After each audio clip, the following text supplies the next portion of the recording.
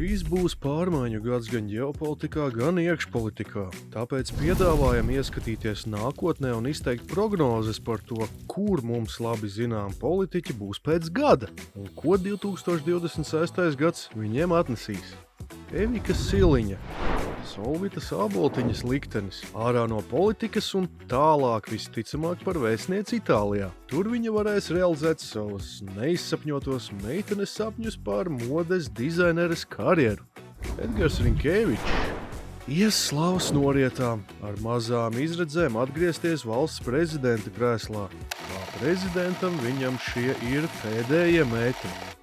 Andris Sprūts, ņemot vērā viņa nopelnus valsts aizsardzībā, šim kangaram spīd vieta vai nu cietumā vai Tvaika ielā.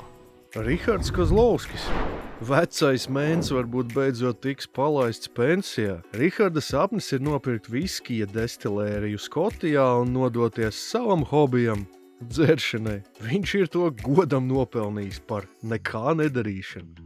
Hosams Abumeri, vecs suns tikumus nemaina. Skatīsies, kur jaunu lindu dabūt. Atgriezīsies pie dakterēšanas.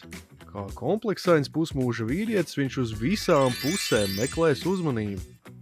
Baiba Braža agresīvi turpinās savu Instagram influenceres karjeru. Centīsies būt gan prezidente, gan ārlietu un aizsardzības ministre.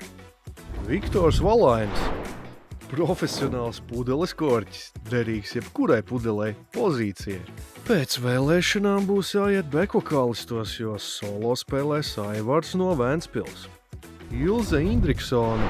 Raivis Dzintars cer, ka Ilze kļūs par Kārli Ulmani brunčos, bet Ilzei nav harizmas. Edvards Smiltēns. Pastāv liela iespēja, ka atgriezīsies valdībā. Narcisms galējā pakāpē. Ja būs panākumi sportā, būs brīvdienas. Paldies par brīvdienu! Paulējam neguļam. Aleksejs Rosļikovs. Tuvojoties vēlēšanām arvien vairāk atgādinās Žirinovski un uzvedīsies kā sanarkojies gopņiks. Ar neļķiem gaidīs orku tankus. Agnese Lāc. Ņemot vērā Agneses spriestspēju un raksturu, pastāv liela iespēja viņu redzēt kādā miera flotilē vidusjūrā. Tas sliktākajā gadījumā aizstās Jevrobiško uz austrumu robežas. Bezcerīgs gadījums.